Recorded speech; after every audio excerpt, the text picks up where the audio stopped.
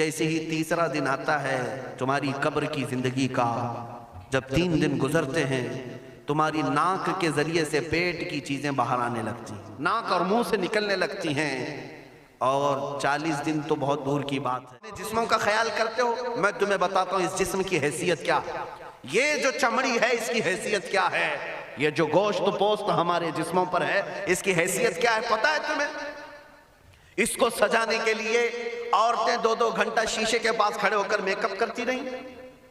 اب عورتوں کی طرف سے یہ میک اپ، لالی پاؤڈر اور کنگھیاں بالوں کو سجاتے رہے، اور تم اپنی باڈی کو بناتے رہے جیم میں جا کر کے۔ اب اس جسم کی حیثیت سنو، جس دن روح نکلی تمہارے جسم سے اور جب جنازہ لے جایا گیا، قبر میں تمہارے سب سے عزیز لوگ رکھ کر کے آتے ہیں، تختیاں قبر کی بند کر کے آتے ہیں، اتنی چھوٹی قبر کہ کروٹ لینے کی بھی جگہ نہیں ہوتی، ہاتھ پھیلانے کی بھی جگہ نہیں ہوتی۔ آج اپنے پلنگ پر سو کر کے دیکھو کسی کا ہاتھ ٹچ ہو رہا ہے تو نیند نہیں آتی، لیکن قبر میں اتنی تاریک جگہ پر، چھوٹی سی جگہ پر، تنگ جگہ پر چھوڑ دیا جاتا ہے کہ مردہ کروٹ بھی نہیں لے پاتا، پھر پلس اس کو اوپر سے نیچے سے پیٹ سے باندھ کر کے رکھ دیا جاتا ہے۔ تمہیں پتا ہے اب حکماں نے جو لکھا ہے وہ سنو بزرگوں نے، جیسے ہی تیسرا دن آتا ہے تمہاری قبر کی زندگی کا، جب 3 دن گزرتے ہیں تمہاری ناک کے ذریعے سے پیٹ کی چیزیں باہر آنے لگتی ہیں، منہ کے ذریعے سے انتڑیاں یا جو بھی اندر کا لیکویڈ ہے سب باہر آتا ہے۔ 5ویں دن کان کے اندر سے بھیجا نکلنے لگ جاتا ہے، یہ جو بھیجا سر کے اندر ہے وہ ختم ہو کر کے سڑ کر کے پیپ کی شکل میں کانوں سے باہر آنے لگ جاتا ہے، ناک اور منہ سے پیٹ کی چیزیں، کلیجہ خون بن جاتا ہے، دیگر چیزیں سب کان اور ناک اور منہ سے نکلنے لگتی ہیں، اور 40 دن تو بہت دور کی بات ہے، 8ویں دن اس کا پیٹ پھٹ جاتا ہے، پیٹ پھولتے پھولتے پھٹ جاتا ہے، اور جیسی پیٹ پھٹتا ہے قبر میں کیڑے پیدا کیے جاتے ہیں۔ تم 1000 کوشش کر لو لیکن وہ کیڑے اسی کے لیے پیدا ہی کیے جاتے ہیں، ان کی غذا ہے، وہ ناک سے نکلا ہوا گودا، منہ سے نکلا ہوا گودا کھانے کے لیے کیڑے جمع ہو جاتے ہیں، پورے جسم پر طاری ہو جاتے ہیں۔ پیٹ جب پھٹ جاتا ہے تو اتنی شدید تعفن والی بو آتی ہے کہ قبریں بند ہوتی ہیں، ورنہ کئی لوگ صرف بو سے بیمار ہو جاتے ہیں، کئی لوگ۔ اور یہی ہمارے جسم کی حیثیت ہے، یہی ہمارے جسم کی حقیقت ہے۔ اور چند دن گزر جاتے ہیں کہ اس کی آنکھوں کی پتلیاں لٹک کر کے باہر نکلتی ہیں، اس کی آنکھوں کی پتلیاں باہر آ جاتی ہیں اور گڑے پڑ جاتے ہیں۔ اب جو جسم کے اوپر موجود گوشت ہے اس کو چونٹیاں، مکوڑے اور کیڑے کھانے لگ جاتے ہیں، کھاتے کھاتے 2-3 مہینے کے اندر اس کو صرف اور صرف ڈھانچے کی شکل چھوڑ دی جاتی ہے، ہڈیاں باقی رکھی جاتی ہیں۔ جن بالوں میں تم کنگھیاں کرتے ہیں ان بالوں کی جڑوں میں پیپ پیدا کیا جاتا ہے، ہر بال کی جڑ پیپ بہاتی ہے، اور جن چہروں پر تم پاؤڈر لالی لگا کر کے اس کو سجایا کرتے آئینے میں کھڑے ہو کر، ان چہروں پر اللہ تبارک و تعالیٰ ایسی جھریاں پیدا کرتا ہے۔ یہ تو عام لوگوں کی بات، اور اگر گنہگار ہیں تو ان کے چہروں پر بچھو چھوڑ دیے جاتے ہیں، بچھو چھوڑ دیے جاتے ہیں۔ کئی لوگوں کی قبروں پر سانپ ان کی ناک کو ڈستے رہتے ہیں اور ان کا گودا پیتے رہتے ہیں۔ سانپوں کا عذاب، بچھوؤں کا عذاب، یا قبر کے عذاب کے ساتھ یہ جسم گلا دیا جاتا ہے، ہڈیوں کے سوا کچھ نہیں باقی رہتا۔ تم کیا سمجھتے ہو مرنے کے بعد احساس نہیں ہوگا؟ مرنے کے بعد ہر درد کا احساس دگنا کر دیا جائے گا۔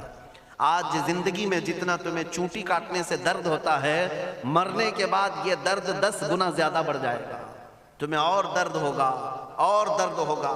یہی جسم جو کیڑوں کی غذا بن گیا، کفن ختم ہو گیا، ہمارے جسم میں پیٹ کا گودا باہر آ گیا، آنکھوں سے کانوں سے ساری چیزیں لیکویڈ ختم کر دی گئی، بھیجا کانوں سے بہہ کر کے نکل آیا، بچا کیا ہمارے پاس؟ جس جسم کو ہم سجاتے رہے، سنوارتے رہے، اس پر ہزاروں پیسے بہاتے رہے، یہ جسم 40 دن کے اندر کیڑوں کی غذا بن گیا، سب ختم ہو گیا۔ میرے عزیزو، ہر انسان کے جسم کے ساتھ قبر یہی کرتی ہے، قبر دباتی الگ ہے، کیڑوں کا عذاب الگ ہے، بچھوؤں کا عذاب الگ ہے، لیکن یہ سب کے لیے احکام نہیں۔ کچھ وہ بھی جنازے ہیں جب یہاں سے جاتے ہیں تو ہزاروں کی آنکھوں میں آنسو چھوڑ کر جاتے ہیں، ہزاروں کی دلوں کی دھڑکن بن کر کے جاتے ہیں۔ ان کے جنازے جب جاتے ہیں تو اللہ کے ملائکہ بھی، فرشتے بھی ان کے جنازے کو اٹھانے کے لیے زمین پر آتے ہیں۔ یہ کون لوگ ہیں؟ جو اپنے سینوں میں عشق مصطفیٰ کی شمع روشن کیے ہوئے تھے. جینا چاہتے تو مصطفیٰ کے لیے، مرنا چاہتے تو مصطفیٰ کے لیے. فاضل بریلوی نے کیا خوب کہا، لحد میں عشق رخ شہ کا داغ لے کے چلے، اندھیری رات سنی تھی چراغ لے کے چلے. جب قبر میں جاتا ہے ایک عاشق رسول، اسے رکھا جاتا ہے، کفن اس کا بھی ہے، جسم اس کا بھی ہے، لیکن فرشتوں سے بھی کہا جاتا ہے اسے آہستہ سے جگانا، محمد عربی کا غلام ہے، رسول پاک کا وفادار ہے. اور کیڑوں کا اس کے جسم کو کھانا تو دور کی بات، فرمایا گیا قیامت تک اس کے کفن کو بھی میلا ہونے نہیں دیا جاتا. نہ تمہاری آنکھ سے، نہ تمہارے ناک سے، نہ تمہارے چہرے سے کوئی گودا باہر آتا ہے، کچھ نہیں میرے عزیزو. جسم تر و تازہ سلامت رکھا جاتا ہے. 1000 سال کیا 10,000 سال گزر جائیں، حوادث زمانہ بھی آئیں، لیکن اس کی قبر میں اس کا جسم سلامت رکھا جاتا ہے. اب تمہارے ہاتھ میں فیصلہ ہے کون سا جسم بنانا چاہتے ہو، وہ جو کیڑوں کی غذا بن جائے، یا وہ جس پر فرشتے بھی اتر کر سلام بھیجیں. میں نے خود میرے مرشد گرامی کے جنازے میں حاضری تھی. حضور تاج الشریعہ بدر الطریقہ رحمت اللہ تعالی علیہ، جس مرد قلندر نے اپنی پوری زندگی عشق مصطفیٰ میں گزاری. آج تم نعرے لگاتے ہو تاج الشریعہ تاج الشریعہ، ان کے شب و روز دیکھے تھے کبھی؟ ان کی صبح اور شامیں دیکھی تھی کبھی؟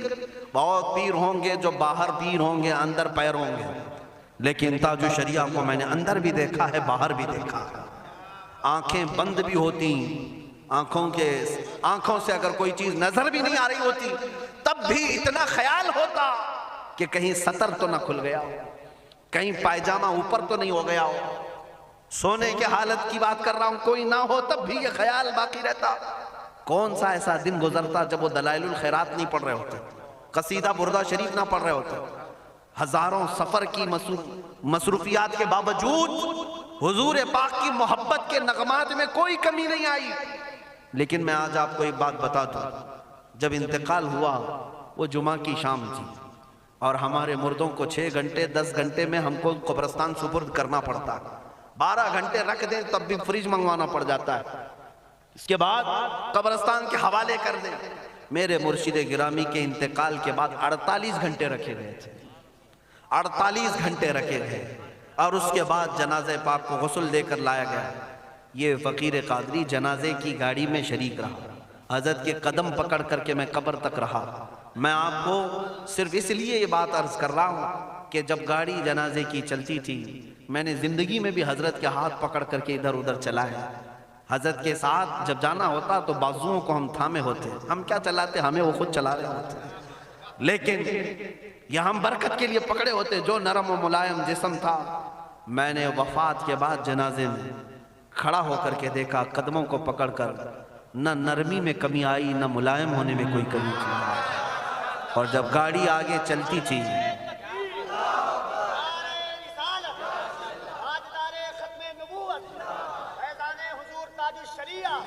جب آپ گاڑی جنازہ جس پر رکھا ہوا تھا چلتی تھی، تو میرے عزیزوں زندگی میں جس طرح جسم نرم ملائم تھا، میں نے دیکھا کہ گاڑی جب اس کے دھڑکے ہوتے تھے ادھر ادھر، تو پیٹ مبارک اور سینے مبارک ویسے ہی ہلتا تھا جیسے کسی زندے کا ہلتا. ہاتھ پر انگلی رکھے تو خون سرک جائے اور پھر اپنی جگہ پر آ جائے. یہ کوئی مبالغے کی بات نہیں کر رہا ہوں، یہ آنکھوں سے دیکھی ہوئی چیز ہے. اور قبر انور میں رکھنے کے بعد جب ان کے صاحبزادے اور داماد نکل کر کے آئے، تو تھوڑی دیر کے بعد ہم نے دیکھا کہ چہرہ خود بخود قبلے کی طرف تھا. ہم اپنے مردوں کو رکھواتے ہیں، لیکن اس عاشق رسول نے اپنا چہرہ پہلے سے قبلے کی طرف کر لیا. یہ کرامات کہیں یا زندگی کی حقیقت کہیں، حقیقی بات تو یہ ہے جو مصطفیٰ کی یاد میں جاتا ہے. اس نے کیا ہی خوب کہا شاعر کہ میرے جنازے پہ رونے والوں فریب میں ہو بغور دیکھو، میرے جنازے پہ رونے والوں فریب میں ہو بغور دیکھو، مرا نہیں ہو غم نبی میں لباس ہستی بدل گیا. ہاں مرا نہیں ہو،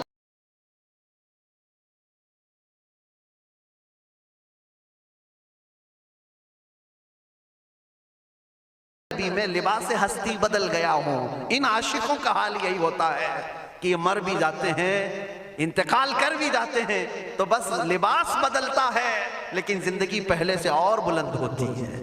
عزیزان گرامی تمہیں اسی بات پر میں لانا چاہتا ہوں، کون سی زندگی گزارنا چاہو گے؟ کون سی زندگی؟ یا عیاشوں کی، یا نچنیوں کی، یا مجرا کرنے والوں کی، ان ظالموں کی جو جہنم کی طرف تمہیں لے جانے کے لیے تیار بیٹھے ہیں؟ چند دنوں کی عیاشی ہے، تم گانے گا کر اچھل کود کر کے اپنے نفس کو تو راضی کر سکتے ہو، لیکن رب ذوالجلال کی رضا کبھی نہیں لے سکتے۔ آج تم دنیا میں فلموں کی زندگی جی کر کے تھوڑی دیر کی خوشی تو حاصل کر سکتے ہو، لیکن قبر کی راحت کبھی نہیں لا سکتے، قبر کا سکون کبھی نہیں لا سکتے۔ قبر میں اگر سکون چاہیے تو صرف ہمارے سینوں کو ادھر حوالے کرنا ہوگا، مصطفیٰ کریم کے حوالے کرو۔ اب اپنی زندگی کو بدلنے کا وقت آ گیا۔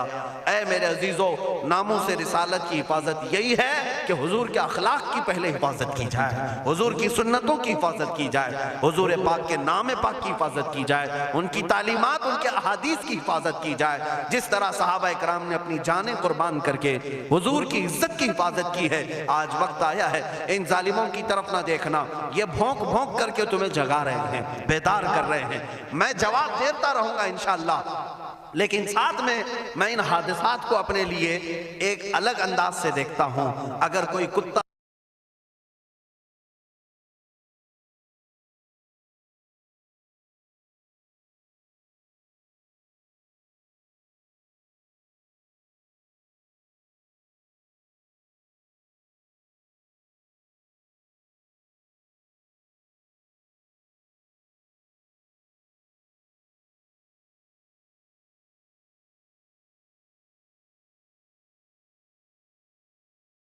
بیٹھ کر بھونکتا ہے اور میرے نبی پاک کی عظمت پر حملے کرتا ہے تو درد تو ہوتا ہے، لیکن ساتھ میں عقیدہ بھی تو ہمارا یہ ہے، رہے گا یوں ہی ان کا چرچا رہے گا، رہے گا یوں ہی ان کا چرچا رہے گا، پڑے خاک ہو جائیں جل جانے والے۔